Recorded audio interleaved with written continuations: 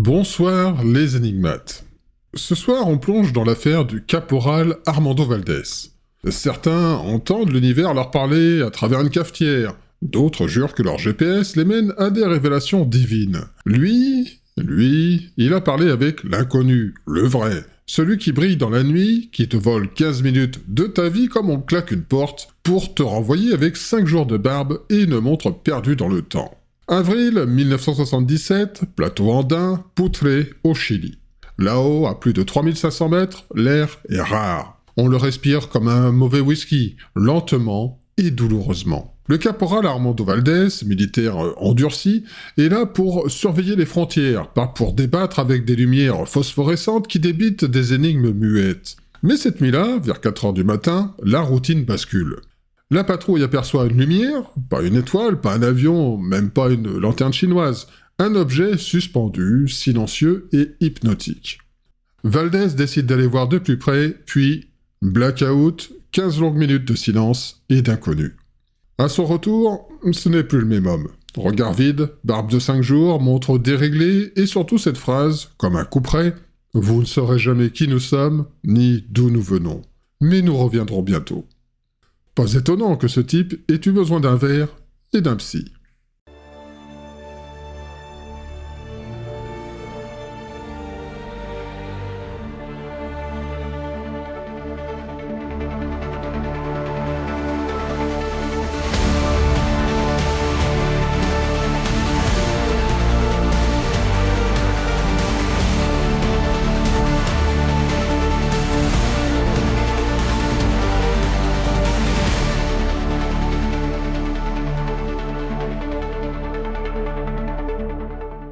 On retient souvent ce pitch bizarre. Un caporal disparaît quelques minutes et revient avec 5 jours de barbe. Point final. C'était l'histoire officielle dans les années 70.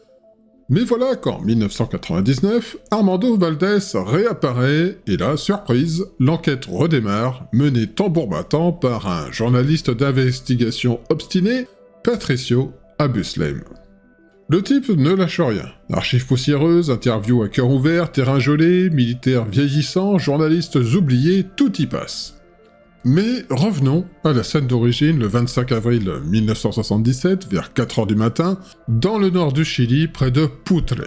L'air est glacial, perché à 4000 mètres, autant dire que le cerveau peut vite givrer. Une escouade de 7 jeunes appelés, dirigée par le caporal Valdés, donc 22 ans à peine, tout frais sorti de la boîte à Rangers, est postée dans la Pampa Los Cama pour une mission de surveillance qui s'annonce banale. Autour d'un feu de camp, ambiance scout militaire avec un café bien serré. 2 sentinelles en veille, un silence épais, quand soudain Pedro Rosales, l'un des guetteurs, hurle qu'une lumière étrange descend du ciel, s'immobilise sur une colline voisine, baignant les environs dans un halo irréel.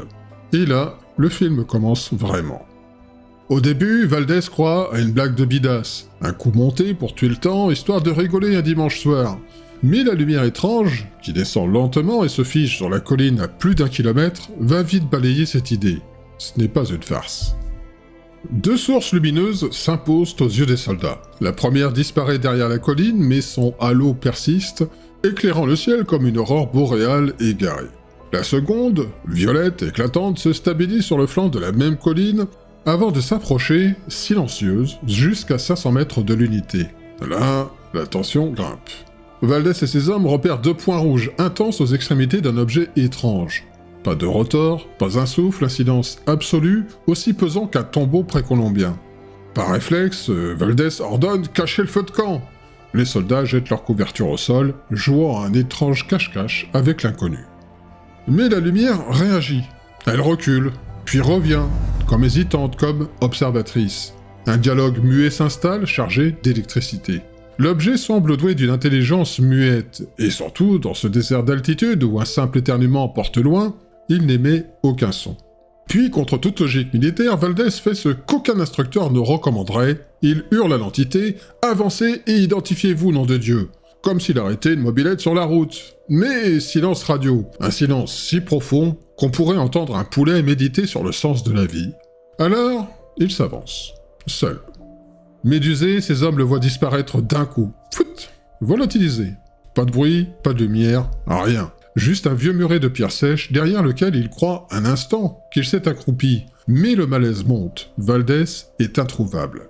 15 minutes s'écoulent, l'attente est glaciale au propre comme au figuré. Les soldats ne savent plus s'ils doivent appeler le commandement ou entonner un chant de circonstance. Puis, des pas, juste là, derrière eux. Valdés réapparaît surgissant de nulle part. Pas d'effets spéciaux, pas d'ovni en vue. Juste un caporal à bout de souffle, l'air paniqué, qui murmure une phrase tordue, digne d'un message codé de fin du monde. Vous ne savez pas qui nous sommes, ni d'où nous venons, mais je vous dis que nous serons bientôt de retour. Et là, il se fondre comme un sac de patates, inconscient. On tente de le réveiller près du feu, il revient un instant à lui, groggy, les yeux écarquillés façon hibou sous LSD, puis replonge dans l'inconscience. On le redresse un peu, et la stupeur générale, Valdés est revenu avec une barbe bien fournie de 5 jours. Le hic, il s'était rasé le matin même, comme tout bon militaire. Il n'a disparu que 15 minutes, et surtout, à l'époque, une barbe pareille, c'était plus Che Guevara que caporal chilien. Résultat, le groupe se retrouve avec un survivant d'un camping temporel, qui parle comme un alien sociologue, et dont le menton raconte une histoire que personne ne comprend. Il faudra attendre 7h du matin pour que Valdés retrouve un semblant de conscience. Il émerge, les idées embrouillées, incapable de se souvenir de quoi que ce soit après sa sommation à la lumière. Ces hommes, eux, ont une mémoire limpide. Ils racontent que la lueur s'est éteinte lentement avec l'aube, comme un projecteur baissant son intensité pour tirer le rideau.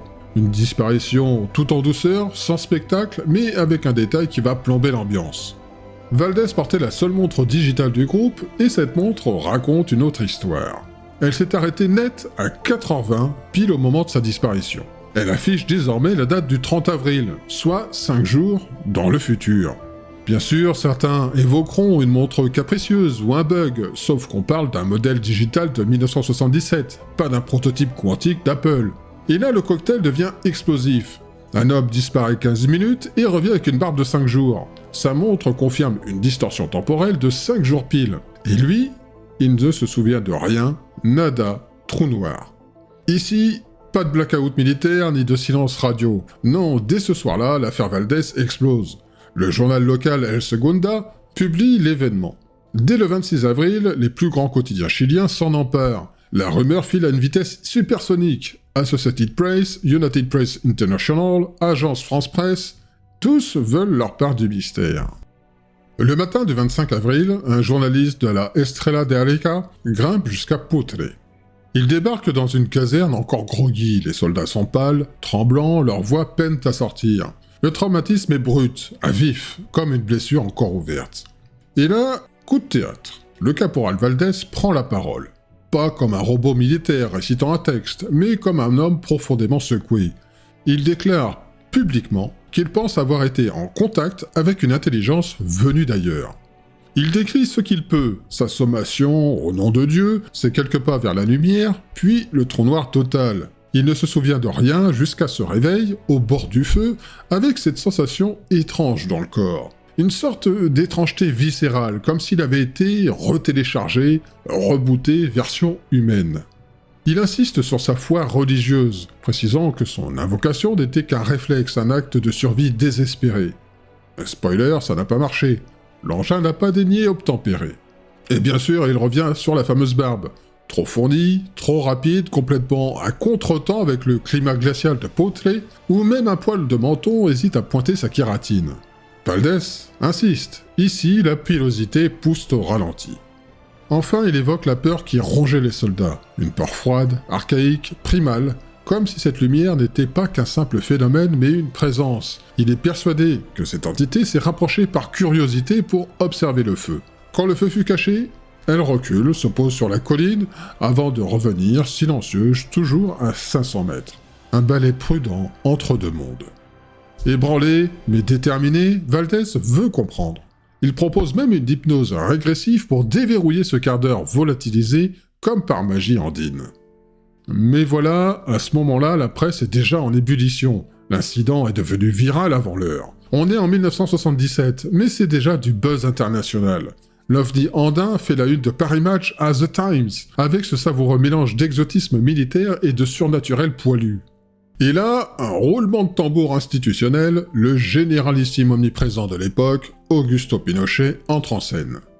Petit rappel, en 1977, le Chili n'est pas une démocratie bienveillante, j'en connais une autre en 2025. Bref, c'est un régime autoritaire, verrouillé, où les fuites militaires ne font rire personne, surtout quand elles impliquent des lumières non identifiées et des soldats qui parlent comme des mystiques en crise post-traumatique.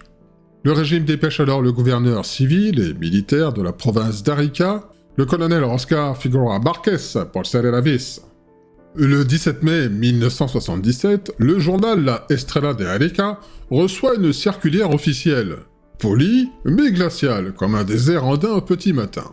En résumé, merci d'arrêter les bêtises, les publications sur la Pampa Luscama, c'est fini. Dorénavant, tout ce qui concerne ce dossier doit passer par le gouvernorat, et ça vaut pour la radio, les autres journaux et tous les bavards. Le tout au nom d'une justification grandiose. Éviter les spéculations excessives et les interprétations non fondées sans base scientifique. Un chef-d'œuvre de langue de bois kaki, sec comme un tir de char blindé. Bref, l'État tire le frein à main avec toute la délicatesse d'un tank en descente. Le Chili ne veut surtout pas devenir la nouvelle Roswell, et certainement pas sous les projecteurs internationaux. Résultat, censure déguisée, message clair à Valdés, à ses hommes et à toute la presse. Le 18 mai, le directeur de la Estrella de Arica reçoit un coup de fil direct, pas des plus amènes, du gouverneur militaire Marquez. Le lendemain, le journal publie, bien sagement, en première page, le communiqué officiel de l'état-major chilien. Oui, les récits des soldats correspondent. Non, l'armée ne commentera pas ce cirque. Fermez le banc. Mais, en page centrale, le journal signe un coup de maître. Il publie mot pour mot l'interview enregistrée du caporal Valdés et de ses hommes, recueillie quelques heures après leur retour de la Pampa Luscama. Un document brut, saignant et encore chaud. Le récit des témoins émerge sans vernis ni filtre. On y apprend que la lumière est apparue à 4h10 du matin, vue par plusieurs appelés. Deux lumières sont distinctes, l'une disparaît, l'autre reste suspendue. Valdés ressent un appel silencieux comme si la lumière l'intimidait ou l'attirait, une communication floue et intangible. Les hommes adoptent instinctivement une position de combat, mais c'est inutile. L'objet est décrit précisément, hémisphérique, violacé, puissant, au point d'éclairer les cultures comme en plein jour. Les soldats veulent se cacher, mais n'y parviennent pas, comme hypnotisés. Même les chevaux stationnés restent figés et silencieux, détail censuré à l'époque pour des raisons militaires. Puis Valdés évoque une sensation de quitter la réalité, happé dans un rêve, une chute dans un puits profond, à l'entrée ronde, puis un trou noir total. Il ne se souvient de rien d'autre, sauf d'un message implicite qu'il croit avoir reçu. N'insiste pas, ne va pas plus loin.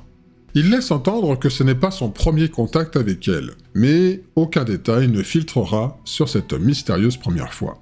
À son retour, Valdés rit. Un rire étrange, incontrôlable, juste avant de lâcher sa fameuse phrase avec une voix trop rapide, presque en transe. Il ne reconnaît personne, répète des mots incohérents, supplie qu'on le laisse partir. Il appelle sa mère, se débat, puis s'endort enfin, épuisé, recroquevillé dans ses couvertures. Ces hommes avouent, eux, avoir été incapables de détourner les yeux de cette lumière. Hypnose collective? Magnétisme inconnu? On ne sait pas. Mais tous parlent d'un attrait irrésistible comme un champ de force psychique.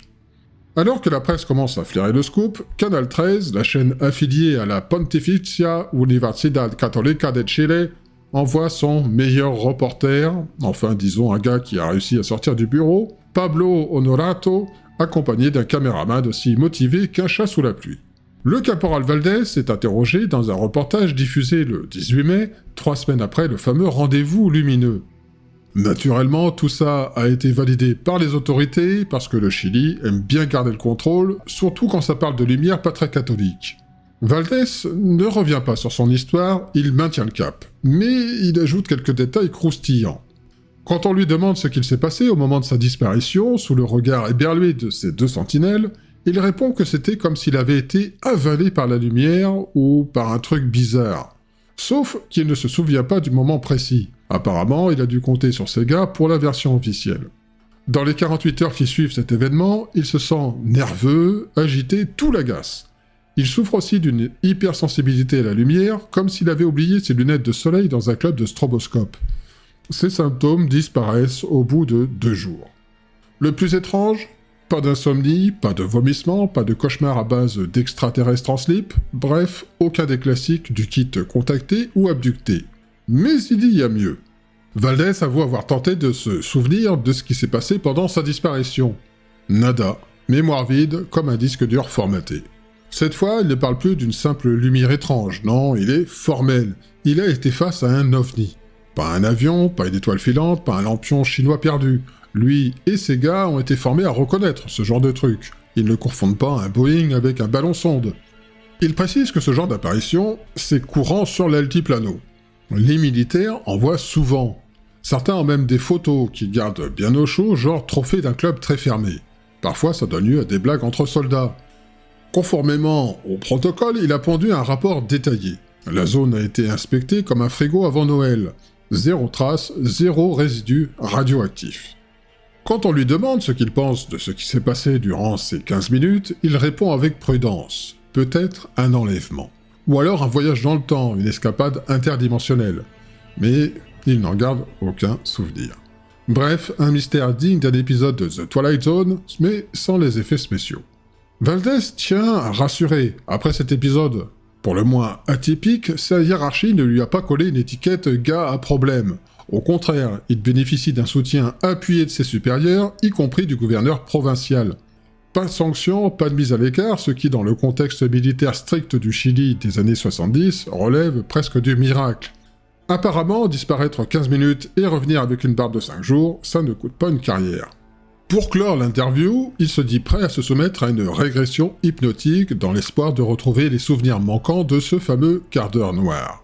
Une démarche audacieuse qui pourrait bien éclairer certains mystères ou simplement creuser encore un peu plus. Les années passent et le caporal Valdés devient maître dans l'art de l'esquive. Il se fait rare, fuyant les micros, glissant des réponses évasives où le doute danse en permanence. Ces phrases, jamais claires, toujours enveloppées d'un voile d'ambiguïté. Pourtant, un jour, lors d'une interview radio locale, il lâche une bombe inattendue. Ce qu'il a vécu cette nuit de 25 avril 77 pourrait bien être une expérience démoniaque.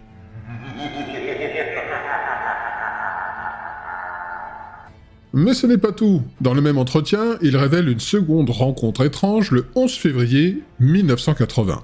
À présent, instructeur militaire, il se trouvait en manœuvre avec une quinzaine de recrues à une vingtaine de kilomètres de Concepción, dans le secteur de la Punta de Para. Ce soir-là, tous aperçoivent 2 faisceaux lumineux dans le ciel. Entre ces colonnes, une masse sombre, apparemment triangulaire, glisse lentement vers l'ouest avant de s'effacer sans un bruit. Puis, pendant presque 2 décennies, le caporal Valdés disparaît des radars médiatiques. Plus un mot, plus une apparition, un silence radio long de 22 ans. Ce n'est que le 20 mai 1999 que l'histoire d'Armando Valdés refait surface grâce à un épisode de la série documentaire OVNI diffusée sur la chaîne nationale chilienne. Cette fois, l'enquête se veut solide. Rigoureuse, documentée, sérieuse, pas un énième potin à la va-vite. Valdés, curieusement, ne se montre pas à l'écran. Pas un mot, pas une image, il transmet seulement quelques photos personnelles à la production. Officiellement, sa présence est bridée par son statut de militaire actif qui limite sa liberté de parole. Officieusement, disons que l'histoire de Gros Sous a rapidement fait surface. Valdés ne serait pas totalement désintéressé, mais on y reviendra. Sur le plateau, 3 des 7 appelés présents lors de cette nuit hors du temps prennent la parole. Parmi eux, Humberto Lloras et Pedro Rosales. Leur témoignage, implacable. Pas une contradiction, pas un virage à 180 degrés. 22 ans plus tard, leurs souvenirs tiennent toujours debout, solides comme un vieux chêne qui n'a pas plié face aux tempêtes du temps. Le 3e témoin, Raúl Solinas, ajoute un détail troublant. Lorsqu'Armando Valdés réapparaît, il tombe comme s'il venait d'une grande hauteur, une chute qui, selon lui, aurait pu lui être fatale. Mais pas un mot de plus. Ce Salinas, on va le recroiser dans cette histoire car il finira par jouer les petites stars locales. Le 16 juin, Valdés sort enfin de l'ombre pour se retrouver en pleine lumière, invité vedette du célèbre talk-show hebdomadaire De Paix à Paix, diffusé sur une chaîne différente de la télévision nationale. Exit l'uniforme, place au costume civil. Le caporal annonce avoir quitté l'armée quelques jours plus tôt. Le public découvre alors que, pendant ces 22 années de silence, il a dû gérer un harcèlement permanent de la part des médias et des ufologues, des pressions incessantes contre lesquelles il a préféré bâtir un mur de silence. Aujourd'hui, dit-il, le mouvement est venu de parler. Mais ce qu'il va lâcher sur le plateau va faire l'effet d'une bombe. La zone où l'unité d'Armando Valdés était postée cette nuit-là est un immense parc à chevaux militaires, 1 millier de bêtes paisibles. Enfin, paisibles jusqu'à l'arrivée de la première lumière. Quand la lumière s'approche, tous les chevaux se regroupent lentement autour des soldats. Pas de panique, juste une sorte de prudence collective, comme s'ils sentaient un danger invisible rôder. Pedro Rosales, l'une des sentinelles, son cri fend l'air glacé. Une lumière descend du ciel. Valdés pense d'abord à un avion, puis à un météore. Sauf que la lumière ne se contente pas de traverser le ciel. Elle se pose, s'immobilise derrière la colline, 1500 mètres plus loin. Valdés donne l'ordre de sceller un cheval, pour aller voir ça de plus près, juste au moment où une deuxième lumière fait son entrée en scène. L'objet ovoïde apparaît, énorme, 25 mètres de diamètre, suspendu à quelques centaines de mètres. Et là, la lumière s'intensifie soudain, comme si quelqu'un avait allumé tous les projecteurs d'un stade en pleine nuit. Le paysage s'éclaire net, chaque détail devient visible comme en plein jour. Les chevaux, ils ne fuient pas, non. Ils s'approchent, lentement, comme pour chercher refuge auprès des soldats. Les hommes, pris dans cette scène irréelle, se tiennent la main et prient. Valdés confiera que c'est à cet instant précis que la peur viscérale l'a saisi. Pas une peur ordinaire, mais une sorte de communication silencieuse, une transmission d'intention venue de l'objet lui-même. Un détail encore jamais révélé, les lumières rouges aux extrémités ne clignotent pas au hasard. Elles tournent lentement, à la manière de gyrophares d'ambulance, un signal clair qu'il y avait une intelligence derrière tout ça. Puis l'émotion déborde, les soldats pleurent, prient, s'accrochent les uns aux autres. Valdés, avec les 2 sentinelles, avance vers le muret qui sépare le camp de l'objet. Une sentinelle tente de le retenir, mais Valdés continue, impassible. Et alors il hurle « Au nom de Dieu, identifiez-vous, qui êtes-vous » Il franchit les derniers mètres et disparaît sous les yeux figés de ses hommes, volatilisés. Valdés raconte qu'à cet instant précis, il a eu la sensation d'être figé, paralysé, suspendu hors du temps. Comme s'il avait franchi une frontière invisible, un portail vers un ailleurs intangible. Il parle d'une présence moqueuse, une intelligence venue d'ailleurs, pas humaine, clairement extraterrestre. Il évoque des messages télépathiques qu'il percevait sans en comprendre le sens. « Je recevais quelque chose, mais je ne savais pas quoi », précise-t-il, ajoutant qu'il n'avait pas encore subi d'hypnose à ce moment-là, donc impossible d'en dire plus. Un détail reste troublant, il pouvait encore voir ces hommes. Pas physiquement, mais mentalement, comme s'il les observait depuis un autre plan d'existence. Il concède qu'il a peut-être perdu connaissance, mais sans certitude. Tout ce qu'il sait, c'est que ses compagnons lui ont raconté, car lui-même n'a strictement aucun souvenir de cette période. Son retour se fait dans une confusion extrême. La barbe, longue et improbable, trahit un décalage avec le temps réel. 15 minutes d'absence, mais plusieurs jours de pouce. Sa montre quant à elle affiche une date de 5 jours en avance, renforçant l'idée d'un étrange décalage temporel. Il lâche alors une phrase glaçante. « Eh bien oui, pendant ces 15 minutes, il a très bien pu se passer 5 jours. Voire 10 ! J'étais ailleurs, dans une autre réalité. » Ce qu'Armando Valdés confie ensuite lors de cette émission prend une tournure plus intime et plus inquiétante aussi. Il raconte que depuis l'incident, un flot continu de contactés sont venus le trouver. Certains cherchaient des réponses, d'autres voulaient juste partager leurs propres histoires. La majorité, dit-il, avait vécu des expériences plutôt positives. Et lui, pas du tout. Il insiste lourdement, ce qu'il a traversé n'avait rien de rassurant. Non monsieur, panique totale, angoisse profonde, le genre qui t'empêche de dormir même quand t'as un épisode de Derrick en replay. Et là, il lâche une phrase qui fait lever un sourcil. « Je crains pour l'avenir de l'humanité. » On sent qu'on n'est pas dans une balade bucolique. Pourquoi cette inquiétude ? Parce qu'il affirme avoir reçu un message, ou une forme d'information, pendant son absence inexpliquée. Un message qu'il garde bien au chaud pour l'instant, histoire de faire durer le suspense. Et puis, il glisse, à demi-mot, la possibilité d'une invasion extraterrestre. Pas dit que ça arrive demain, mais on n'est pas à l'abri, sous-entend-il avec un sourire en coin. Bah oui, c'est drôle. Bref, il brouille les pistes, joue avec l'imaginaire du public, et entre nous, ça fait un paquet de matière à cauchemar pour les nuits sans lune. Durant cette même émission, Valdés ne fait pas que raconter une histoire. Il affiche aussi ses convictions religieuses à plein volume. Après 22 ans de silence, il confesse être longuement penché sur le sens de ce qu'il a vécu. Pour lui, ce n'est pas un hasard. Il y a forcément une raison, un message caché qui dépasse l'entendement. Une énigme divine presque. Il cherche encore à déchiffrer ce code secret. Et comme si ça ne suffisait pas, il annonce la préparation d'un livre, coécrit avec un journaliste sérieux, histoire de faire éclater la vérité avant le fameux passage à l'an 2000. L'ambition est claire. Il veut que ces mots claquent comme un coup de tonnerre dans le silence du mystère. Mais avant de faire peur à tout le monde, il tient à rassurer. Ce qui arrivera avec le changement de millénaire ne sera pas la fin du monde. Il concède que quelque chose va se passer, oui, mais sans sombrer dans l'apocalypse totale. En somme, une manière élégante de teaser un cataclysme, tout en gardant un pied dans le rationnel, suspense garanti. L'un des moments les plus déroutants de cette réapparition médiatique, c'est quand Valdés balance une histoire pour le moins étrange. Quelque temps après sa mutation au régime Tucapel à Temuco, dans le sud du Chili, il affirme avoir reçu la visite impromptue de 2 types à l'allure plutôt flippante. Pas de nom, pas de grade, pas d'uniforme, 2 inconnus venus d'ailleurs, ou presque. Pas vraiment des collègues, pas vraiment des journalistes, mais clairement pas là pour une petite tasse de thé.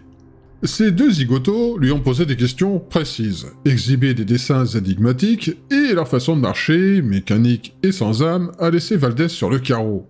Il ne dira jamais explicitement « Men in Black », mais franchement, on y est presque. C'est la seule fois de ma vie où j'ai eu peur dans un bureau pourtant sous bonne garde. Lâche-t-il, et franchement, ça se comprend. Le plus dingue, ces visiteurs semblaient savoir des choses qu'ils n'avaient jamais soufflé à personne. Un coup direct dans le buffet de la paranoïa. Et je vous mets en lien l'émission sur la Men in Black, la première émission de la chaîne. Et là, patatras, le discours du caporal part en vrille. D'un gars posé, carré, il devient un mec qui bafouille, saute du coq à l'âne, perd le fil comme un disque rayé. La salle sent qu'il est en train de se noyer dans un océan de souvenirs et de trouilles personnelles. Et c'est là que déboule la fameuse lettre H. Oui, la lettre H comme dans hélicoptère, mais aussi hanté ou hystérie. Dans son régiment, une zone d'atterrissage pour hélico est balisée par un grand H au sol. Jusque-là, c'est banal. Mais voilà, ce simple H lui provoque un malaise profond et inexplicable. Passer devant, c'est comme croiser un croque-mitaine dans un couloir sombre. Pour garder un semblant de contrôle, il trimballe partout un petit objet métallique en forme de H, son talisman personnel, sorte de bouclier silencieux. Il le montre à ses proches comme un signal discret. « Me dérangez pas, je suis en zone sensible ». Mieux encore, il confesse qu'il est obsédé par cette lettre. Il la reconstitue partout, avec des miettes, dans le sable, dans des taches de thé. Ça le hante littéralement. Valdés et sa lettre H, c'est un peu le Roy Neri chilien. Vous savez, le héros de Rencontre du troisième type qui finit par voir des montagnes partout. Sauf que chez notre caporal, c'est une lettre qui le fait tourner chèvre. Un H plus insistant qu'un voisin qui t'appelle à 7h du mat pour te demander du sucre. Un peu comme si Spielberg avait tourné la version sud-américaine du film. Bref, Valdés, c'est un peu le héros, malgré lui, coincé entre un H qui le fait flipper et des visiteurs mystérieux qui, clairement, n'avaient pas signé pour un service client facile. Quand on lui fait remarquer que ça fait sérieusement penser à une histoire d'extraterrestre, il hoche la tête. Bingo! Ces 2 visiteurs mystérieux lui auraient soufflé que ce H n'est pas qu'un simple signe humain, mais un symbole universel, connecté à une planète dont il ne dira rien. Et tout ça, il le lâche à la télé, en direct, avec cette honnêteté désarmante et cette vulnérabilité palpable d'un homme qui porte plus que des souvenirs sur ses épaules.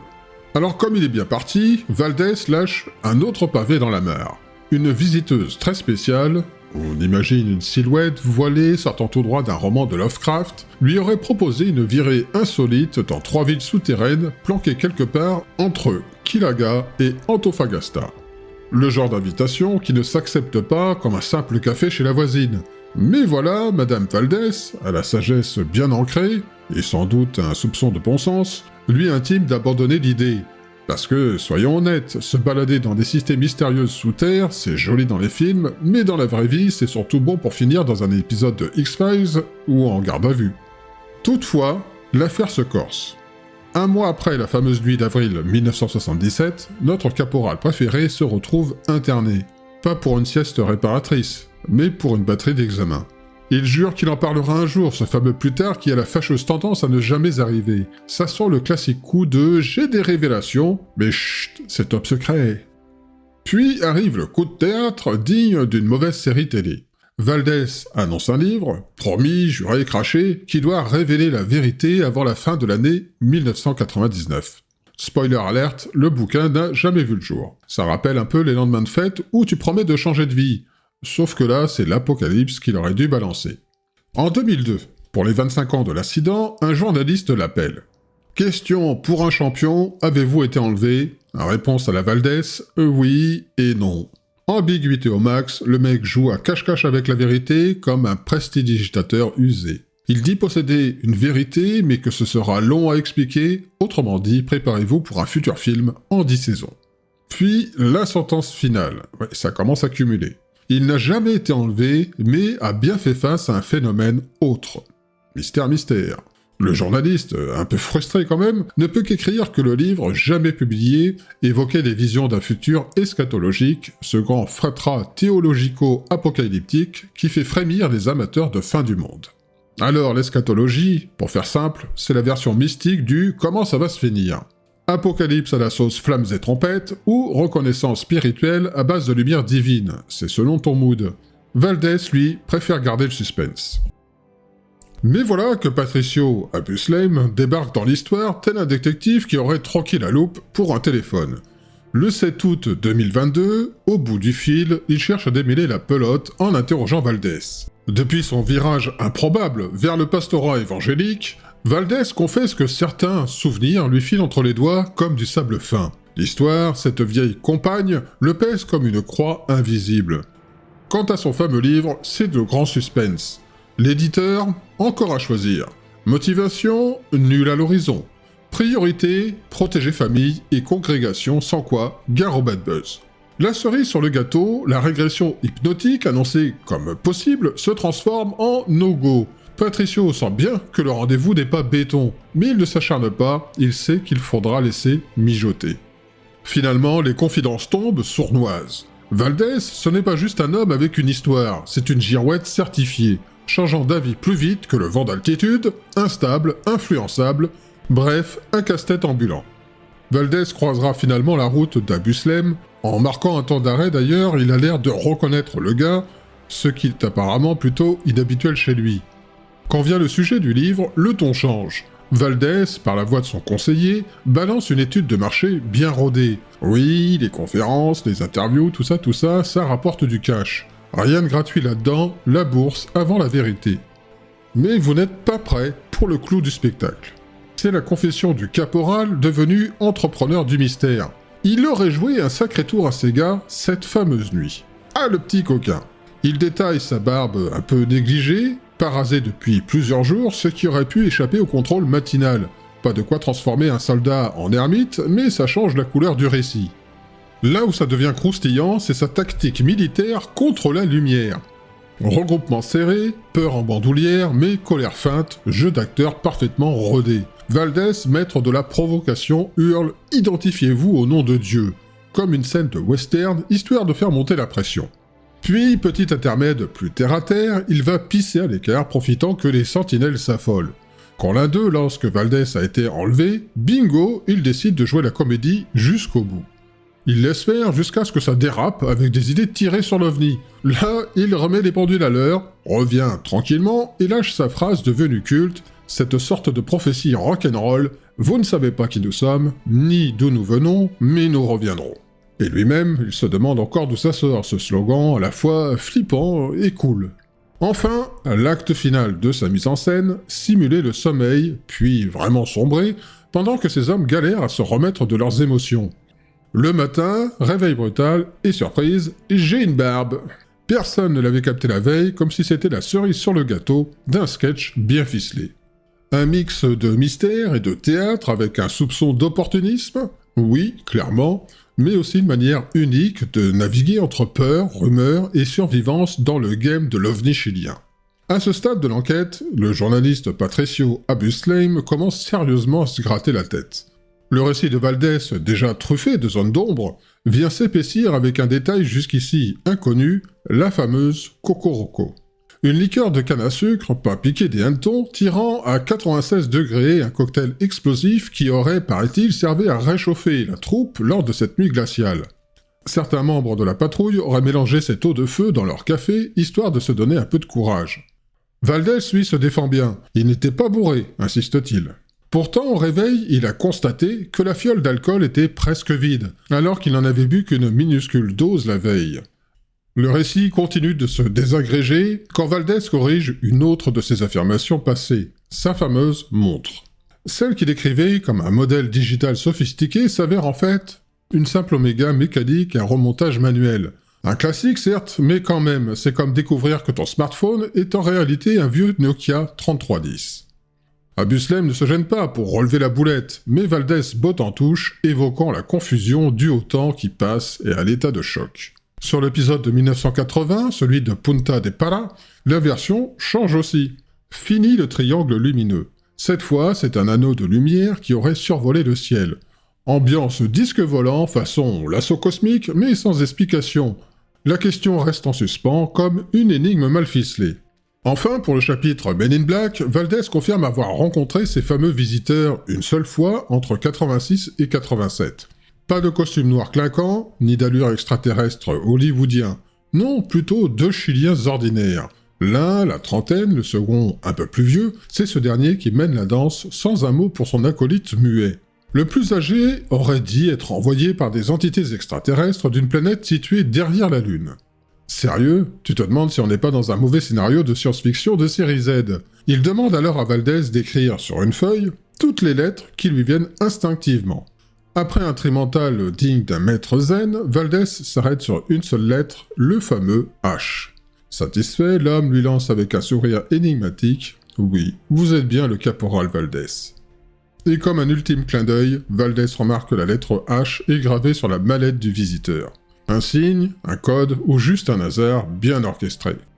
Peu de temps après, nos deux hommes, le journaliste et le caporal, prennent la route pour Putre. Objectif, retourner sur les lieux exacts de l'affaire de 1977 que Valdés n'a plus jamais revu depuis cette nuit fatidique. Pour Abuslem, c'est plus un test de mémoire et de terrain. Va-t-il reconnaître l'endroit? Sa mémoire va-t-elle résister à l'épreuve du réel? Ou va-t-il vaciller, emporté par les vents de l'oubli? Avant de s'y rendre, le journaliste a fait ses devoirs. Direction des archives générales de l'armée chilienne, où il compulse les dossiers poussiéreux de l'affaire. Puis, il décroche son téléphone pour joindre un personnage clé de l'enquête d'origine, le caporal Roca. À l'époque, c'est lui qui avait mené les premiers interrogatoires de Valdés et de ses hommes quelques jours après l'incident. Aujourd'hui, à la retraite, Roca est resté un vieux complice de Valdés, un homme dont la mémoire est une boussole fiable dans ce dédale d'histoire. Or, un détail titille Abuslem. Le journal La Estrella de Rica, pionnier à avoir couvert l'affaire, a rapporté que Roca aurait parlé de la fameuse barbe de Valdés. Qu'en est-il vraiment? Roca répond sans hésiter. Au matin du 24 avril 1977, juste avant que Valdés ne prenne son poste de garde sur l'altiplano, il s'était rasé de près. Plus encore, c'est Roca en personne qui lui aurait prêté sa lame, un coupe-chou bien affûté, car Valdés n'avait pas le sien. Et le lendemain, Roca assure avoir vu Valdés de ses propres yeux, affichant une barbe d'au moins 5 jours. La question revient alors comme un coup près. Valdés aurait-il menti? Dans les jours qui suivent leur retour sur l'altiplano, Patricio Abuslem et Armando Valdés sont confiés à dîner chez Roca. Le genre de dîner entre anciens, dans une petite maison chilienne aux murs un peu défraîchis, où le passé flotte encore dans l'air et dans les verres. Au départ, l'ambiance est chaleureuse. On entend les couverts s'entrechoquer, les rires feutrés, le crépitement discret d'un poêle dans un coin de la pièce. Mais la conversation ne tarde pas à dévier sur le sujet épineux, la barbe. Le détail devenu symbole, presque une relique d'un autre temps. Et c'est là que l'atmosphère se tend. Avec ce calme froid qu'ont les hommes qui savent ce qu'ils ont vu, Roca rappelle les faits. Oui, Valdés était rasé devant lui, le matin même du départ en mission. Et non seulement il l'a vu faire, mais c'est lui, Roca, qui lui avait prêté sa propre lame. Et là, stupeur, Valdés le contredit, sans broncher, d'un ton posé, presque clinique. « Tu dois te tromper, tu es sans doute confus. » Silence brutal. Abuslem fronce les sourcils, Roca, lui, reste pétrifié. Ce n'est pas un désaccord banal, C'est un effacement frontal d'un souvenir commun, une négation presque violente du réel. Et comme pour dissiper le malaise, Valdés enchaîne avec une plaisanterie. Cette histoire de Cocoroco, dont une goutte suffit à décaper les mailles des dents. Il rit à gorge déployée, hilar. Abuslem, lui, garde le silence et observe. Mais Roca n'est pas homme à se laisser désarçonner par une blague. Il recadre Valdés sèchement. Il lui rappelle que cette version, ce soi-disant canular monté pour effrayer ses jeunes appelés, n'a absolument aucun sens. Il le prévient. S'il maintient ce revirement, il risque de ruiner sa propre crédibilité. Mais Valdés ne recule pas, il insiste. Tout cela, dit-il, n'était qu'un jeu. Une mise en scène, la vérité serait là, simple, banale, presque décevante. Et c'est à ce moment précis que Roca décide de rétablir la sienne, de vérité. Il se souvient avec une netteté troublante du matin du 25 avril 1977.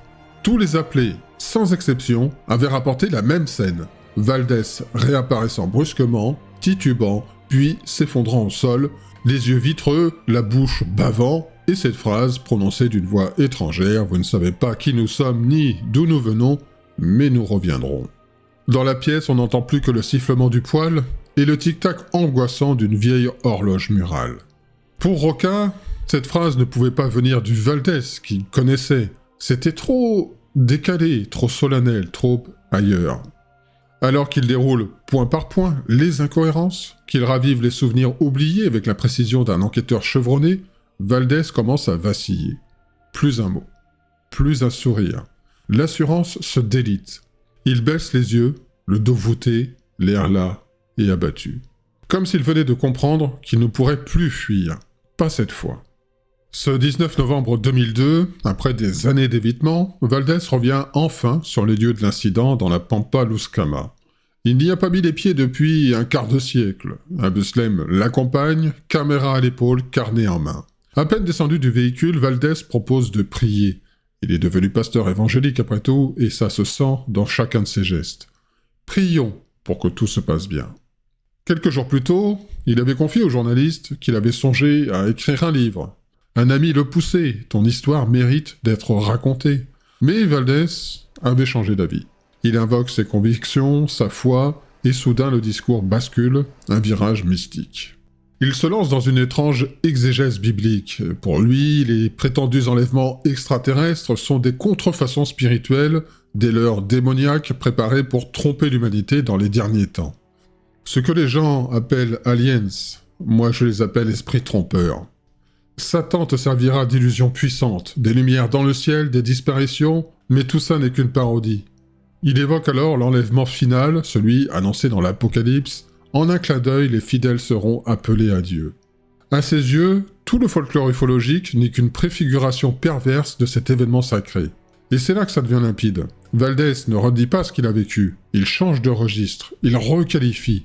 Ce n'était pas une blague, ni un enlèvement spatial, c'était une épreuve, un épisode surnaturel, mais pas d'origine extraterrestre. Et surtout, je ne peux pas dire publiquement que j'ai été enlevé, parce que ce serait donner du crédit à un mensonge plus grand encore.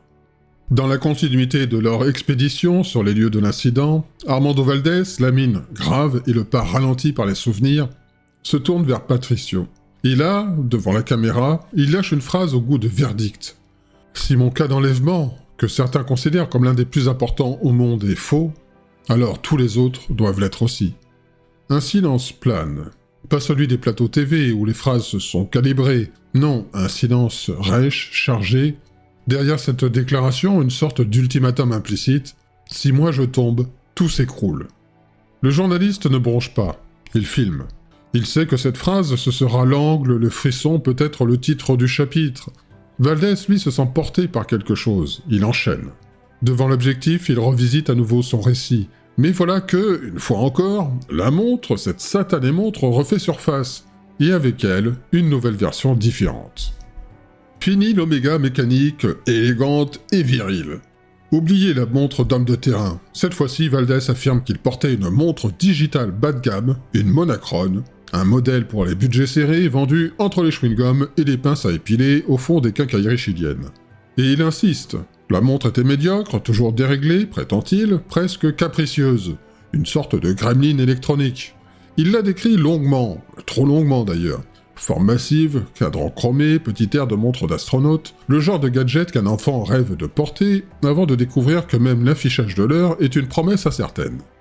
Mais à force de vouloir recadrer son récit, il finit par s'en mêler, car il affirme que la fonction calendrier était déjà défaillante avant l'incident.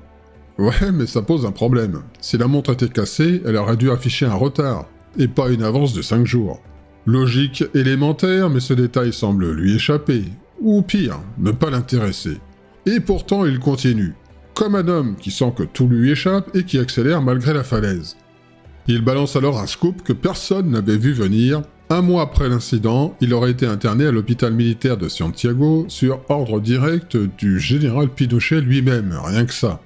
Bon, alors on va être franc, cette partie-là du récit, c'est du pain béni pour les amateurs de conspiration. Mais côté preuve, c'est le désert d'Atacama.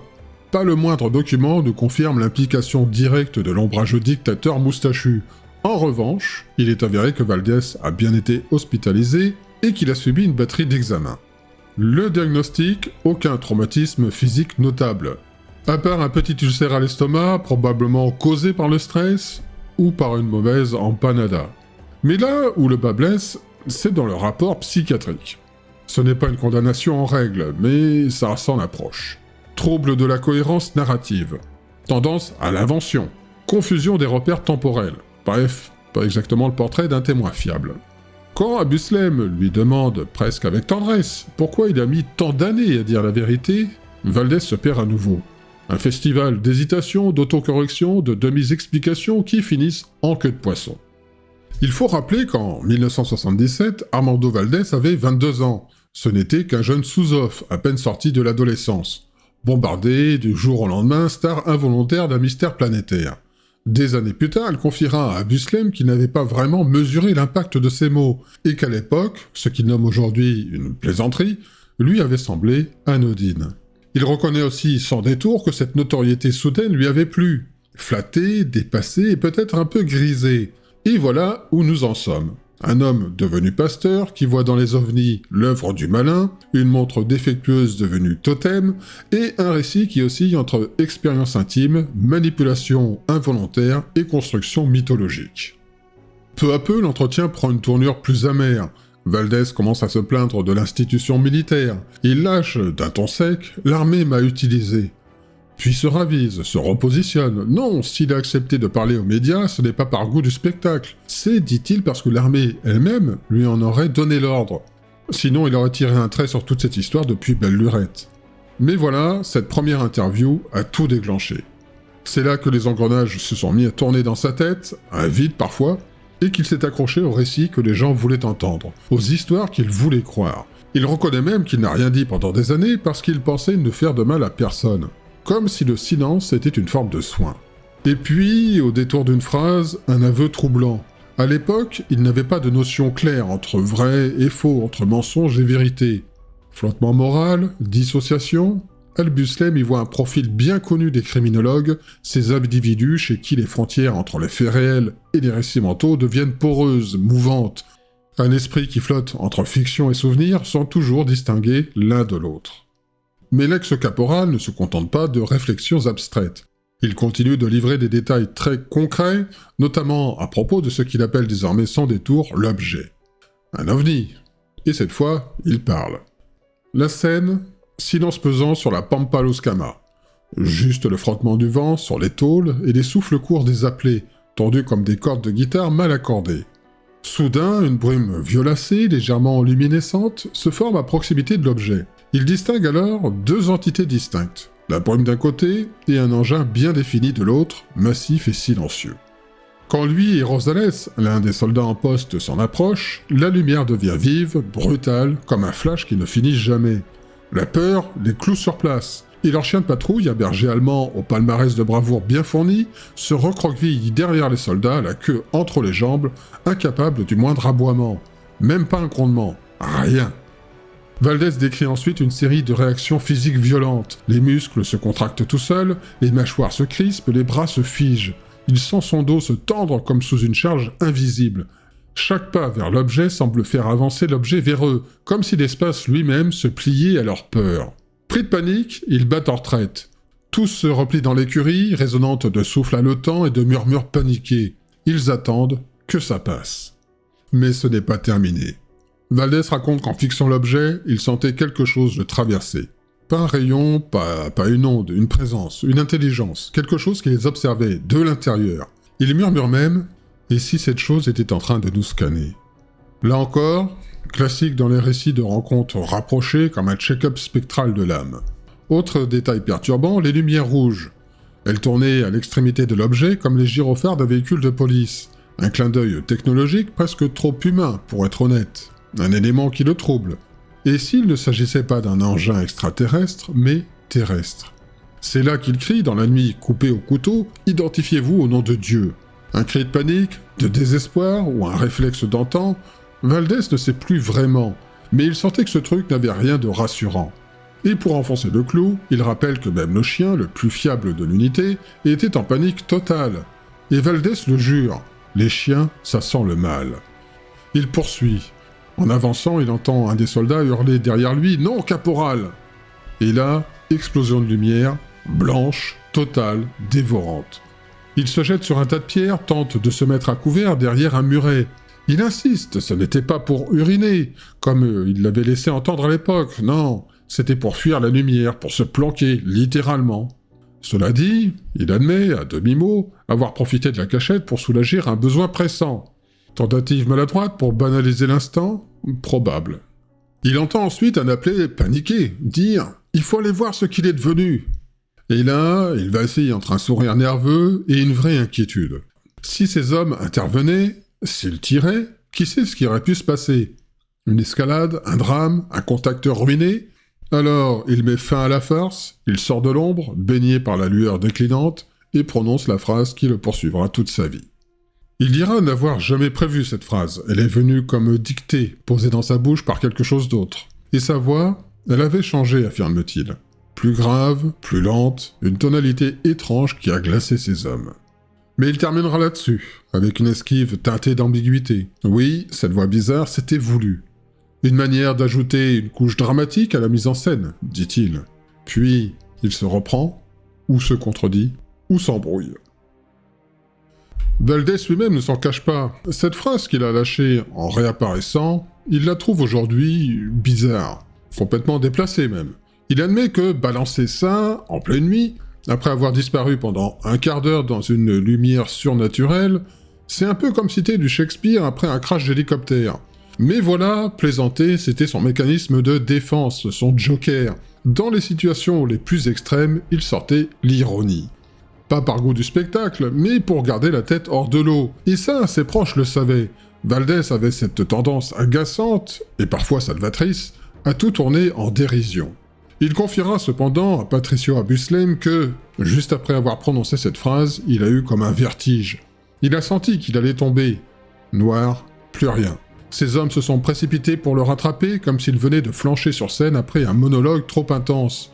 Il dit avoir fait un malaise, mais il refuse d'y coller une quelconque étiquette mystique. Quant au supposé message télépathique, celui dont il parlait dans ses premières interviews, il revient dessus. Il dit qu'il s'est mal exprimé.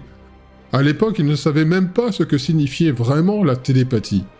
Il nie aujourd'hui avoir reçu un message mental, pas de mots dans la tête, pas de transmission extraterrestre. En revanche, ce qu'il maintient fermement, c'est que cette lumière était vivante, dotée d'une forme d'intelligence. Il la décrit comme une présence, quelque chose qui ressentait leurs émotions, et qui, oui, semblait se moquer d'eux. Il parle d'une forme de sarcasme lumineux, une espèce de ricanement silencieux qui le glaçait plus qu'une voix dans sa tête. Quand ses soldats l'ont récupéré, il s'est laissé faire, pas un geste de résistance. Il a même accepté sans broncher la gifle qu'un soldat lui a collée, pensant sans doute le faire revenir à lui, ce qui en un sens a fonctionné. Et puis revient le fameux débat de la barbe. Valdés y accroche, comme un chat à un rideau. Il n'avait pas été rasé depuis plusieurs jours, point. Même si certains affirment le contraire, il insiste, il campe sur sa version, imperturbable. Même chose pour la montre. Elle avait l'air sophistiquée, mais elle fonctionnait très mal. D'après lui, ça faisait plus de 10 jours qu'elle n'indiquait plus l'heure correctement. Quand ses hommes lui ont demandé l'heure, il a simplement lu ce qu'elle affichait, 4h30 du matin. Pour lui, c'était mécanique. Il avait oublié qu'elle était déréglée, encore une contradiction de plus dans un récit qui en compte déjà une bonne douzaine. Un peu plus tard, il corrigera le tir. Non, ce n'était pas 4h30, mais plutôt entre 1h et 1h30. Et là, il avance 2 arguments, inattendus d'ailleurs, pour appuyer sa thèse. Depuis leur position, on voyait les lumières de Poutre. Or, elles étaient déjà éteintes, ce qui n'arrivait jamais avant minuit. Leur bouteille de Cocoroco, la liqueur locale qui décape l'œsophage, était quasiment pleine. Et s'il avait vraiment été 4h30, elle aurait dû être à moitié vide. Une logique implacable, le niveau de Torboyau comme instrument de mesure du temps. Et puis Valdés pose ça comme un dernier mot, je n'ai jamais été enlevé et tout ce que je viens de dire c'est la stricte vérité. Mais cette vérité, entre guillemets, il l'admet, n'était pas si claire pour lui à l'époque. Il raconte qu'il ne faisait pas encore la différence entre un mensonge et une réalité mal comprise. Il évoque son égocentrisme de jeunesse, son immaturité, son besoin d'attention. Oui, il aimait un peu ça, être au centre de l'histoire, ça flattait l'ego. Il y a même eu un certain plaisir à devenir, du jour au lendemain, le type qui a disparu dans une lumière. À Buslem, il confiera aussi un épisode bien plus sombre, son isolement à l'hôpital militaire, environ un mois après les faits. Un isolement pour cause de troubles physiques et psychiques. Le lendemain de l'incident, il dit s'être senti vidé et lessivé. Il avait mal au rein, une agitation nerveuse impossible à calmer. En moins de 2 heures, il fume un paquet et demi de cigarettes. Lui, pourtant déjà un gros fumeur, ne s'était jamais vu dans un tel état. Puis viennent les jours étranges, des rêves vifs, dérangeants, et une descente progressive vers une dépression sévère. Ses supérieurs l'ont remarqué, et on l'a éloigné, placé sur surveillance. Et c'est là qu'il raconte un fait encore plus troublant. Une scène floue, vécue à moitié seul, à moitié avec un autre soldat dans la chambre de la caserne. Il en livre 2 versions différentes à Al-Buslem, comme s'il lui-même ne savait plus ce qui relevait du souvenir ou de l'hallucination. C'est une nuit sans rêve, étouffante, éclairée par une simple ampoule nue, qui projette sur le plafond des ombres tremblantes. Allongé sur son lit, Armando somnole. Quand une étrange sensation s'infiltre sous sa peau. Un frisson glacé suivi d'un sursaut brutal. Il est réveillé en sursaut, mais incapable de bouger, paralysé. Il sent une pression terrible sur la poitrine, comme si une main invisible voulait le soulever par l'arrière. Pas de silhouette, pas de mouvement, juste le grésillement anodin de l'ampoule. L'air est lourd, comme si la pièce tout entière retenait son souffle. Il essaie de réveiller son camarade, endormi à ses côtés, mais son corps ne répond plus. Pas un muscle ne bouge. Une force obscure semble l'avoir enchaîné au matelas. À ce moment-là, il ne sait même plus si ce qu'il vit relève du monde physique. Finalement, dans un effort désespéré, il brise la paralysie. Un cri rauque jaillit de sa gorge, réveillant son compagnon dans un sursaut paniqué. Plus tard, il racontera une autre version. Cette fois, pas de sommeil, il dit être resté allongé, les yeux fixés sur l'ampoule au plafond, obsédé par ce qu'il venait de vivre. Et c'est à ce moment-là, les pensées en boucle et les nerfs à vif, que la paralysie l'a saisi. Ce n'est pas la première fois que Valdés modifie les détails. Son récit fluctue, se contredit parfois. Est-ce volontaire? Est-ce subi? Certains y voient une mémoire fragmentée par le traumatisme. On le serait à moins. Et d'autres y flairent une manipulation extérieure. Si des forces intelligentes sont à l'œuvre, la confusion devient une arme. Quelques jours après, un ordre tombe. Direction Santiago, convoqué par le commandement suprême. Il dit l'avoir vécu comme une sentence. Il aurait même écrit une lettre à un sous-officier à remettre à sa famille si jamais il disparaissait. Un frisson paranoïaque qui glace l'échine. Mais au moment de le raconter à Buslem, il rigole. Je plaisantais, j'avais pas peur. Puis dans la foulée, il balance qu'il n'a ni mangé, ni bu pendant le vol, de peur qu'on l'endorme à son insu. Ambiance. À l'arrivée, il est accueilli par 2 civils, des agents du renseignement selon lui. Destination, l'hôpital militaire. Sauf qu'au lieu du quartier des caporaux, on l'installe chez les officiers. Une faveur ou une mise à l'écart discrète. Il ne se souvient pas de la durée exacte du séjour, entre 15 jours et 1 mois. Un ulcère gastrique sévère aurait été diagnostiqué, mais aucun régime n'est mis en place. Le personnel s'inquiète, le prendrait pour un agent infiltré. Accidenté en mission? En tout cas, il est surveillé comme un fauve en cage. Des gradés viennent l'interroger. Colonels, généraux, haut responsable civil. Question précise, tout est enregistré. On lui montre des photos d'objets volants, il en reconnaît plusieurs. Un détail l'interpelle. Son arme de service, qu'il garde sur la table de nuit, ne lui est jamais retirée. Bizarre, non? Il s'interroge, est-ce pour se défendre ou une manière détournée de le pousser au suicide? Il évoque aussi un encéphalogramme précédé d'une privation de sommeil. On lui propose une séance d'hypnose régressive. Il refuse, trop risqué. Si ce qu'il a raconté est vrai, il préfère ne pas savoir. Mieux vaut le silence que l'abîme. Il sera aussi envoyé à l'université catholique au service central. Psychologue, scientifique, paraphysicien, parapsychologue, toute une galerie de visages l'ausculte, le scrute, le questionne, il se sent cobaye. Tu m'étonnes. Puis vient le verdict médiatique. Et là, ça va faire mal. En 1983, un psychiatre, le docteur Molina, balance dans la presse que Valdés souffrirait d'une schizophrénie paranoïde, un trouble où l'on perd contact avec la réalité, tout en gardant conscience de soi. Ce jour-là, dans les journaux, le caporal Armando Valdés cesse d'être un témoin étrange. Il devient un cas, classé, étiqueté, renvoyé dans les marges du rationnel. Après sa grande confession, Armando Valdés finit par confier à Patricio Abusleim un document qu'il gardait précieusement depuis des années, un rapport signé par le capitaine Roberto Lelacar Chavez, psychiatre en chef de l'hôpital militaire de Santiago. C'est cet homme qui l'avait ausculté quelques semaines après l'affaire. Dès les premières lignes, le ton est donné.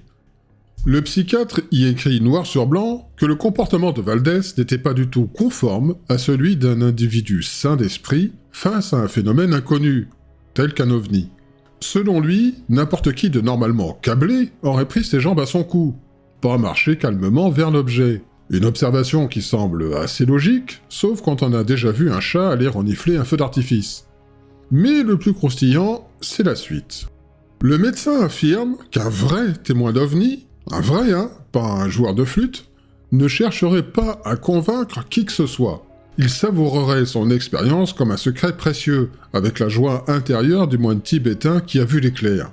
Pas besoin de micro, de caméra, ni de débat sur la colorimétrie du vaisseau. Pour le psychiatre, l'empressement de Valdés a prouvé qu'il n'est pas fou, et justement un indice qu'il ne tourne pas rond. Ce regard un peu sec, pour ne pas dire carrément condescendant, en dit long sur la distance entre les expériences inexpliquées et les outils de la psychiatrie militaire des années 70. Le rapport, pourtant, ne le dépeint pas comme un idiot. Valdés a, je cite, une intelligence normale, ce qui n'est pas forcément flatteur, mais passons. En revanche, sa personnalité est décrite comme de type épileptiforme anormal, une formule joliment sinueuse pour désigner un tempérament instable, nerveux, impulsif et potentiellement sujet à des épisodes d'état crépusculaire. Oui, un état psychique crépusculaire. On est presque dans le cinéma expressionniste. Ce terme désigne un moment de dissociation, de flottement mental, souvent suivi d'amnésie. Le genre de truc qu'on retrouve plus souvent chez des patients ayant vécu un choc ou un rêve éveillé particulièrement marquant. Et c'est là que ça devient politique. Dans ses conclusions, le psychiatre recommande que Valdés soit discrètement muté dans une autre unité, et surtout qu'on lui interdise tout contact avec les médias. Selon lui, laisser Valdés s'exprimer publiquement mettrait en péril son équilibre mental, mais surtout, ça risquerait de ternir l'image de l'armée. En résumé, pour son bien, et surtout celui de l'institution, il devait la fermer. Ce document, à lui seul, éclaire peut-être les 22 années de silence qui ont suivi. Pas besoin de menaces extraterrestres quand on a une injonction militaire bien ficelée. Mais ce n'est pas tout. En 2008, Patricio Abusleim parvient à retrouver le capitaine Chavez, désormais à la retraite, et il accepte de parler. Et là encore, sans détour, il traite Valdés de mythomane. Mais pas n'importe lequel. Le mythomane sincère. Selon lui, Valdés croyait dur comme fer à son histoire, au point d'en avoir des hallucinations. Le médecin insiste, il ne mentait pas, il délirait. Il ajoute qu'à aucun moment, lors de son séjour à l'hôpital, Valdés n'a évoqué la moindre blague faite à ses camarades. Aucun clin d'œil, aucun aveu, aucune trace de second degré. Rien, comme si cette version de la farce n'était apparue que bien plus tard, quand il s'est agi, peut-être, de se réinventer. Et là, une question s'impose, à voix basse, presque comme un murmure dans l'obscurité. Et si cette plaisanterie n'avait été qu'une dernière tentative de sauver la face? L'enquête de Patricio Abuslem ne se limite pas au seul Valdés. Très vite, il comprend que pour approcher la vérité, il faut élargir le cercle, aller gratter du côté des seconds rôles, ceux qui, bien souvent, en savent davantage que les vedettes. Il commence par interroger d'anciens appelés, compagnons de fortune du caporal, tous marqués à leur manière par la nuit du 25 avril. Puis, il remonte la piste des journalistes dépêchés sur place, dès les premières lueurs du scandale. Deux noms émergent, Maturana et Darroch. Deux reporters au flair aiguisé qui se présentent à la caserne de Putre dans les jours qui suivent l'incident. À leur arrivée, l'accueil est un peu plus glacial. On leur annonce que le caporal Valdés est détenu jusqu'à nouvel ordre. Traduction, pas question de l'approcher. Finalement, après insistance, ils peuvent faire leur boulot, mais non sans condition. Chaque article devra passer par le filtre de l'autorité militaire. Censure molle, mais réelle. Le message est clair, on vous laisse approcher, mais c'est nous qui tenons la laisse. Puis vient un certain capitaine Durcudois. Oui, le nom a du panache. Un officier alors en poste à Putre. C'est lui qui, dans les heures qui suivent l'affaire, interroge Valdés. Et son témoignage est fascinant. Il décrit un caporal complètement paumé entre sidération et confusion. Selon lui, Valdés était incapable de dire ce qu'il avait vécu. Mais, et c'est là que ça devient étrange, il en ressortira transformé. Plus posé, plus réfléchi, comme si une couche de maturité s'était déposée sur lui. Le capitaine ose même cette phrase « Cet épisode lui a fait du bien ». Donc on a une abduction qui redresse les hommes. Voilà une hypothèse que les aliens n'avaient pas encore brevetée. Durcudois insiste aussi sur un point très concret. Impossible que Valdés ait pu se laisser pousser la barbe pendant 5 jours. À l'époque, dans ce contexte militaire rigide, le moindre poil non rasé était repéré plus vite qu'un insigne mal cousu. Autrement dit, cette fameuse barbe, apparue pendant sa disparition, n'avait aucune chance d'être une négligence. Elle était un indice. Et puis, il y a Pedro Araneda. Ah, Araneda. Ce nom-là résonne comme un totem dans l'affaire Valdés. À l'époque, correspondant pour le journal La Take, il était aussi connu comme l'ufologue du coin, un type un peu à part, passionné, curieux, à l'écoute de ce qui dépasse les apparences. Et c'est lui qui, au matin du 25 avril 1977, reçoit la visite du caporal Valdés en personne. D'ailleurs, la scène est presque irréelle. Il est 6h du matin, Araneda dort encore. Quelqu'un frappe à la porte, il ouvre et tombe sur un militaire en uniforme, hagard, visiblement bouleversé, au bord de l'effondrement. Valdés est venu chercher un témoin, un relais, peut-être même un protecteur. Son visage trahit l'angoisse. Il a vu quelque chose, il en est sûr, et il doit le dire là, tout de suite.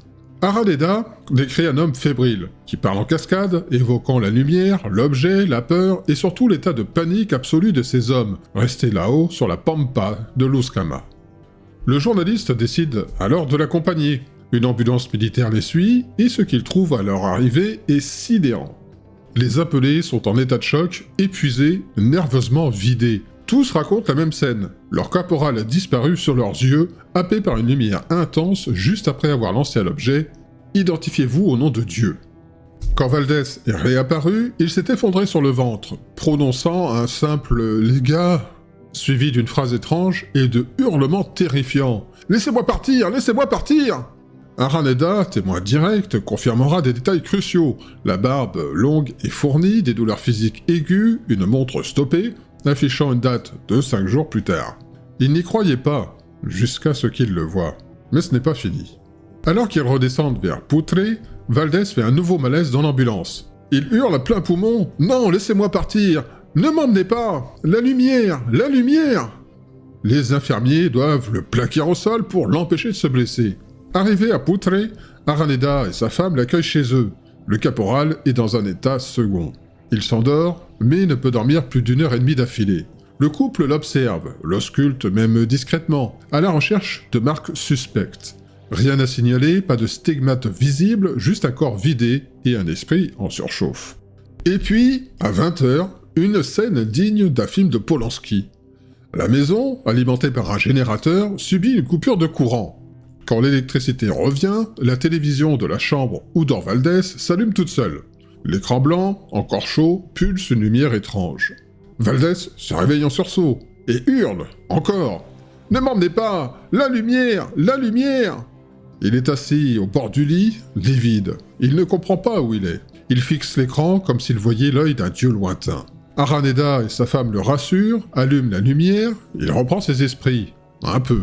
Ils dînent ensemble, et quelques heures plus tard, il retourne à la caserne, encore engourdi, mais plus calme. Un détail reste en suspens, comme un clou mal enfoncé, ce premier petit déjeuner, pris chez les Araneda, avant le retour des appelés à la base. À ce moment-là, Valdez est hors du circuit, éteint, entre deux mondes. Ce n'est pas un homme qui revient d'une farce, c'est un homme qui revient d'ailleurs. Les jours qui suivirent la fameuse nuit du 25 avril, une équipe de journalistes, menée par Pedro Araneda, notre ufologue local à la moustache affûtée, s'aventura sur le site, là où l'OVNI semblait s'être posé.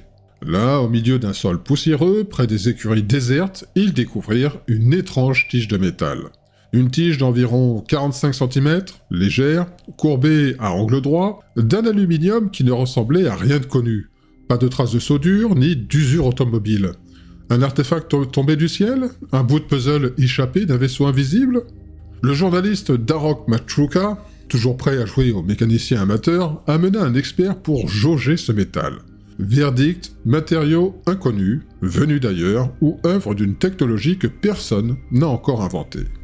Entrée sur scène du caporal-chef Antonio Flores, le garde-fou de l'unité, l'ami fidèle de Valdez. Il confirme ce qu'il a vu. Valdez, fragilisé, avec des migraines lancinantes, vacillant presque à chaque instant. Il était là, chez les Araneda, au moment où la vieille télévision s'alluma seule. Un écran phosphorescent qui projeta une lumière blafarde, semblable à celle de cette nuit terrible. Valdez, tétanisé, se recouvrait le visage, terrorisé par ce fantôme lumineux qui semblait le traquer jusque dans ses rêves éveillés. Flores nous raconte comment lui et ses hommes, dans un état de choc indescriptible, furent incapables de s'expliquer ce qu'ils avaient vu. Pas d'alcool, pas de dérapage, juste une folie douce qui rampait sous leur peau, une agitation nerveuse que seul l'entraînement pouvait contenir. Là-bas, sur la colline, ils avaient senti une force les retenir, une lumière venue à eux comme un rempart invisible. Cette lumière, une deuxième lumière, avait manifestement empêché ces soldats de s'approcher de la première, disparue derrière les ombres de la nuit. Cette notion d'une barrière lumineuse est aussi troublante qu'inquiétante. Qu'est-ce qui voulait les empêcher d'explorer ce mystère? Qui ou quoi surveillait ce territoire? Flores confirme la barbe de Valdez, noire et drue, signe visible d'un temps qui s'était écoulé. Un temps que personne n'aurait pu lui laisser pour se laisser aller à la négligence. Pas dans cette armée où le moindre écart est sanctionné. Lui et Araneda avaient même mené des interrogatoires secrets, des enregistrements qu'ils durent cacher aux autorités militaires qui gardaient un œil de lynx sur cette affaire. Interdiction formelle d'en parler, mais les mots s'échappent parfois là où le silence est imposé. Enfin, Flores est catégorique, Valdez n'a pas fabriqué cette histoire. Pas un seul instant, il n'a voulu en faire une blague, ni une mascarade. Il avait traversé quelque chose de réel, de profond, un événement qui, même après tant d'années, continue de hanter ceux qui l'ont vécu. De son côté, Patricio Abusleim s'est lancé dans son enquête avec la ténacité d'un chien de chasse.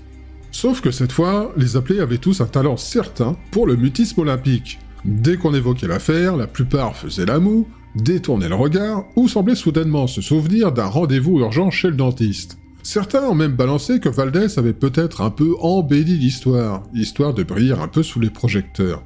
Très curieux, parce qu'aucun ne savait vraiment ce qui avait été embelli, comme s'il critiquait un film sans l'avoir jamais vu. Quand on les pressait un peu, c'était le festival du silence radio. Raquel, lui, a eu la franchise d'un mec qui a fait ses classes dans un film d'espionnage. Il a confirmé que Valdez ne jouait pas la comédie, qu'il avait dit la vérité au début, brute de décoffrage. Un peu comme si on lui demandait s'il avait vu des aliens et qu'il répondait « Bah oui, sans doute plus crédible que ma belle-mère ». Pedro Rosales, l'un des sentinelles, a confirmé le cri d'alerte fameux « OVNI descendant du ciel ». 7 ans plus tard, il parlait toujours peu, mais Abusleim jura qu'il avait capté dans sa voix un mélange de peur et de « Bon, faut vraiment que j'arrête de raconter cette histoire en bistrot ». Pas facile d'être un héros de l'étrange, surtout quand ça gâche les apéros. Juan Reyes, aujourd'hui rebaptisé Alex, c'est plus classe paraît-il, a pris un malin plaisir à brouiller les pistes. Pour un rendez-vous, il a envoyé un remplaçant, histoire de voir si le journaliste était assez bon pour le démasquer. Au téléphone, il lui a gentiment raccroché au nez. On sent le gars qui a préféré éviter de se retrouver en face d'un micro ou simplement de payer sa tournée après enquête. Ivan Robles, un autre appelé, a longtemps cultivé le silence, sûrement une technique de survie. Avant d'envoyer un mail cinglant, il accusait Valdez de mensonge et d'opportunisme médiatique. Pourtant, il précisait qu'il n'oublierait jamais cette fameuse nuit. On dirait un peu le pote un peu rancunier qui est trop proche de ne pas avoir rendu la voiture à l'heure, mais qui refuse d'expliquer comment il a rayé la portière. Puis, il y a Rolio Ross, le discret, le mystérieux, celui-là qui n'a jamais parlé aux journalistes ou aux ufologues, histoire de préserver son quota annuel de crédibilité. Il a livré des détails croustillants, cette lumière cachée dans un nuage qui s'est révélée quand Valdez l'a sommé d'identifier. Oui, vous avez bien entendu, sommé, comme un fonctionnaire à la CAF un lundi matin. Ross raconte aussi la panique qui s'est emparée de l'unité. Le fusil, unique arme du camp, s'est oreillé. C'est ballot, mais ça rappelle les mauvais scénarios où même l'arme ne veut pas coopérer. Valdez, lui, n'a pas fait dans la dentelle. « Si tu veux nous tuer, tue-nous, espèce d'enculé !» Une belle tirade digne d'un chef de guerre, ou d'un capitaine de soirée bien arrosé. Puis l'instant fraternel, ils se tiennent par le bras, prient ensemble, figés comme des statues, paralysés par une lumière de discothèque infernale qui tournait et scintillait comme si un DJ alien voulait animer leur dernière soirée. Quand Valdez disparaît un moment, les hommes ne s'inquiètent pas, pensant qu'il va pisser, un classique dans toute histoire militaire. À son retour, grelottant et hurlant comme s'il venait de prendre un shoot de mauvais whisky, il donne un spectacle désolant. Griffures, insultes, regards fous. Ross a dû le gifler pour le ramener à la réalité, rien que ça. Un témoin, surnommé H, raconte une version plus exotique. Pour lui, ce fut une expérience géniale, presque un festival de lumière et de son. Une rave party cosmique où la peur n'avait pas sa place. Il détaille un objet métallique aux lumières rouges qui tournait comme des gyrophares. Ce qui nous amène à se demander, y avait-il un club VIP secret chez ses visiteurs? Peut-être un after intergalactique. Et puis, dans cette affaire déjà bien baroque, surgit Raúl Salinas. Impossible à manquer. Une barbe d'ermite New Age, une gestuelle de télévangéliste et une imagination qui ferait rougir Spielberg. Ancien animateur radio, fervent passionné de l'étrange, Salinas n'a jamais caché son amour pour les contacts du troisième type. Ni du quatrième, ni du cinquième, soyons fous. Selon lui, tout y passe. Voyage astro, sirène blonde, être lézard et entité intraterrestre. Une vraie brocante cosmique. Mais attention, derrière le folklore se glisse un témoignage qui, curieusement, recoupe plusieurs éléments clés du récit de Valdez. Raúl confirme la présence d'une lumière violette, douce, presque apaisante, bien différente du flash éblouissant que décrira Valdez. Il raconte que les chevaux semblaient hypnotisés, figés, comme absorbés par la lueur, et les appelés, terrifiés, paralysés, recroquevillés, priant à voix basse, certains les larmes aux yeux. Cette scène-là, oui, elle revient dans d'autres versions. C'est après ça que Salinas sort le grand jeu. Il parle d'un vaisseau gigantesque, ovale, aussi long qu'un stade national, avec des baies vitrées derrière lesquelles des silhouettes s'agitaient. Et puis cette voix intérieure. « N'aie pas peur, va à l'écurie. » Là, selon lui, il se serait endormi comme des loirs, tête entre les genoux. Dans ce demi-sommeil, Raúl dit s'être vu marcher en rond vers le vaisseau, en dormant comme un somnambule de l'espace. Il aurait été absorbé à bord, nu comme un verre, puis tout s'arrête net. Quand il se réveille, Valdez a disparu. Et quand il réapparaît, littéralement tombé du ciel à une centaine de mètres, Raúl a cette phrase délicieuse « J'ai cru voir un singe tomber d'un arbre ». Oui, c'est dit comme ça. C'est sobre, et c'est un peu inattendu. Et Valdez, il a une barbe, bien fournie, alors qu'il était rasé de frais le matin même. Et il n'est pas bien. Il pleure, appelle sa maman, sans raison, parle d'une voix étrange. C'est donc Ross, l'un des appelés, qui finira par lui coller une gifle pour le ramener à la réalité. Tout ce petit monde est traîné dans l'écurie, enroulé dans des couvertures, ambiance post-traumatique. Et là encore, Salinas balance une couche, une silhouette fugace, un humanoïde de 2 mètres, avec une queue de lézard et un objet clignotant dans les mains. Puis, plus rien. Le vaisseau s'envole vers 6h du matin, dans un bruit particulier. À 7h, tout le monde est réveillé, Valdez leur balance. « Vous avez vu ce que j'ai vu ?» Concernant la montre, Salinas affirme qu'elle appartenait à Reyes, une citizen, en retard de 5 jours. C'est le seul à avancer ce détail, ce qui fait tiquer à Buslem. Mais c'est loin d'être le plus extravagant. Salinas profite aussi de cette soudaine notoriété pour parler de ses expériences mystiques. Il dit avoir rencontré Amalia, une femme hétérocosmique, oui, le mot est de lui, blonde, ondulée, sirénique.